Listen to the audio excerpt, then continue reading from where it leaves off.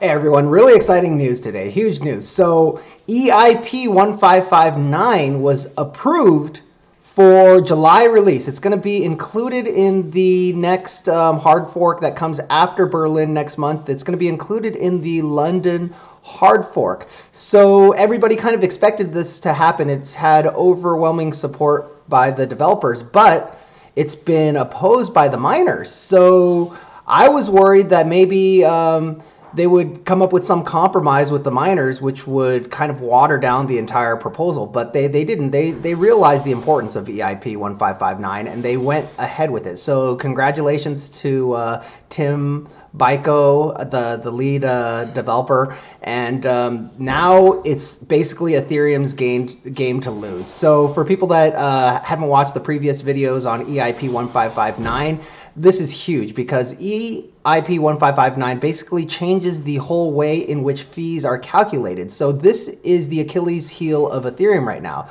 The fees are too high. So there was over $1.2 billion in fees paid last month alone. So the good news is that people are willing to pay $1.2 billion for usage of the blockchain. And for people that are skeptical of Bitcoin, they say, well, you can't value Bitcoin because it doesn't generate any income. Well, that's kind of ridiculous. Just because it doesn't generate any income, it doesn't mean you can't value it. People said the same thing about Google when they bought YouTube. They said that they were stupid for buying YouTube for, I think they bought it for $1 billion because it didn't generate any income. Well, now it's worth hundreds of billions, right? They said the same thing about Facebook. They have 1 billion users, but they don't generate income. Well, now they generate a lot of income. So now we know with tech companies, it's not about income, it's about usage. And Ethereum has massive usage. And with Ethereum 2.0, the usage is going to go up by several magnitudes, even though the transaction fees will go down. So if you wanted to value Ethereum, the way you would value a stock with a PE ratio, you could look at the 1.2 billion in fees generated last month,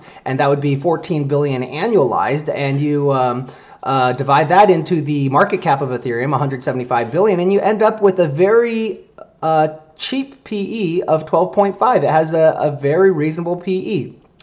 A return on investment of 12.5 years, basically. So, you know, crypto is a little bit different. You don't really value it that way, and all the numbers are going to change completely when Ethereum 2.0 is finished in 12 to 18 months. So for people that they don't follow too closely, you know, I followed as closely as possible. I looked through the last conference call with the developers, the all core developers call. It happens every 2 weeks, and you know it's a very long and kind of dry.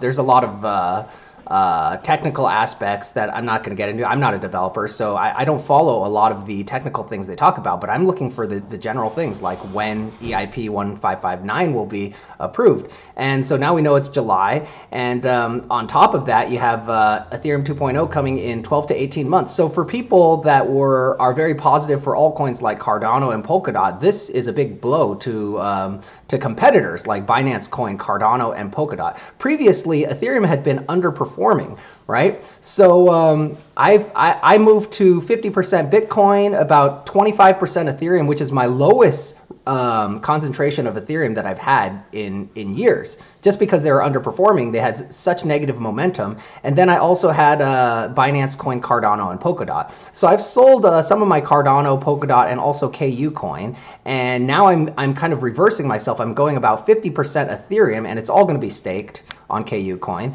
And then my second largest position will be Bitcoin, will be about 35%, and then the other altcoins will be the rest of my portfolio. So this is huge for Ethereum. And here's another thing with stocks. If big news like this came out, you could be pretty sure that the stock will move on the news, right? Because there's professionals that are following this second by second. You know, it'll move within seconds. But in this case, so the only time when stocks don't move on news is when the news was already priced into the stock, when everybody knew it would happen. Well, I don't think everybody knew that this was going to happen in July. Furthermore, people still don't know, or they don't care. They don't realize how big this is. That's why in crypto you can really have an edge. If you follow the kind of mundane day-to-day activities of the developers, you could have an edge on the crypto market, many of whom are just trading on momentum. So this is the first time in a long time that I'm actually going against the momentum, because Ethereum hasn't turned yet. It still has negative momentum against Bitcoin. If you look at the ratio now, it's at 0.0313. It's got some support at the 0.03, but at the recent high was over 0.04. So it's fallen almost 25% against Bitcoin lately. And that's the measure you want to look at. You don't look at the price, you look at the ratio between Ethereum and Bitcoin, because they move together. So you want to see, basically Bitcoin's the leader right now, but I think things are going to turn as people catch on to the importance of EIP 1559. So basically with EIP 1559, the transaction fees are not going to be based on the auction system, which can lead to outrageously high fees. They're going to be set algorithmically. And also, when there's excess demand, they're going to be able to do blocks that are double the size. So they're going to actually be able to squeeze more transactions in. And then most importantly, perhaps, is the standard block fee is going to be burned. So you can think about this as like a stock buyback for crypto, right? So we've seen what stock buybacks have done for stocks like Apple, right? So it's worth $2.2 trillion. And much of that is due to stock buybacks, because they have one product, the iPhone, really, and they have all this cash and they have nothing to do with it, so they use it to buy back stocks. So with Ethereum, this is the same thing. So this is turning Ethereum into something that generates income, because basically it generates income from its transactions, and then it uses this income to burn its own Ethereum, burn its own ether. This becomes kind of deflationary, which is great for the price. I've seen articles from Grayscale saying this is a virtuous cycle, because this makes it more valuable. It makes more people want to buy ether, more people want to use it, and another article says that this could lead to ether going to $20,000. So it's very possible, because think about if all of the transaction fees were burned. I mean, right now it's still inflationary because we haven't hit ETH 2.0, but the combination is incredible, because ETH 2.0 basically puts an end to the inflation. All the ether that's created for that's earned by miners, right? So they earn several million ether per year. So if we would have burned all the ether from transaction fees last year, it would have been about 1 million ether, right? But we can expect that to increase over time. Even with the ETH 2.0, when transaction fees go down, let's say the transaction fees go down 10 times, right? Well, the transactions are likely to go up 100 times, or transaction fees could go down 1,000 times.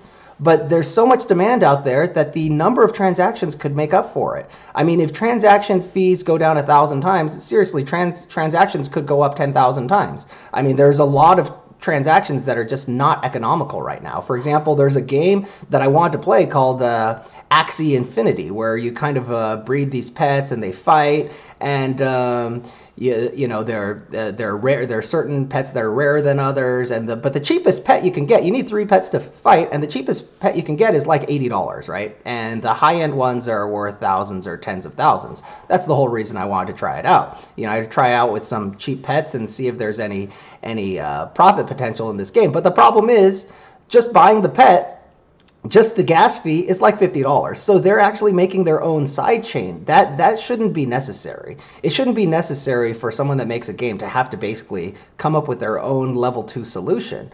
Because when the transaction fees are low, that won't be necessary, and all the people that, all the developers, all the dApps, the games, for example, the DeFi dApps that left Ethereum are all going to come back. So right now, it's basically Ethereum's game to lose. All they have to do is execute. There is risk of a 51% attack, right? But the thing is, the developers are ready for that risk, right? And so they're ready. They're trying to minimize the risk. So starting in July with the London hard fork, there will be a risk for a 51% attack. That would crash the price of Ethereum. But those are the risks you have to deal with when it comes to crypto. There's also a risk of hacks after Ethereum 2.0, because merging Ethereum 1.0 and Ethereum 2.0 is a very difficult proposition, right? That's why it's going to take between 12 and 18 months. But the combination of these two things, EIP 1559 just sets the framework, which is going to be which is going to be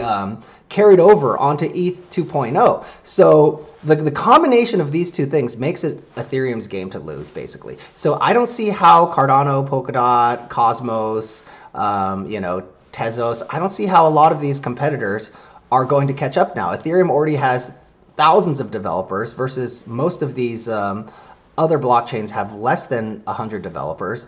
And basically, why would you spend the time to learn a programming language like Cardano's in some language I never heard of? I'm not a programmer, but I never heard of Haskell. Like, are you going to spend the time to learn Haskell for some crypto that may just fail? You're going to go with the big guy. There's network effects with Ethereum, right? You're going to learn Solidity, which is going to be relevant years down the line.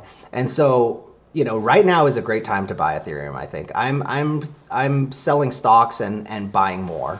So I think if you buy here a year or two down the line, you can't really go wrong. I think it's Ethereum's game to lose. And so yeah, make sure you like, subscribe, and comment down below. Thanks.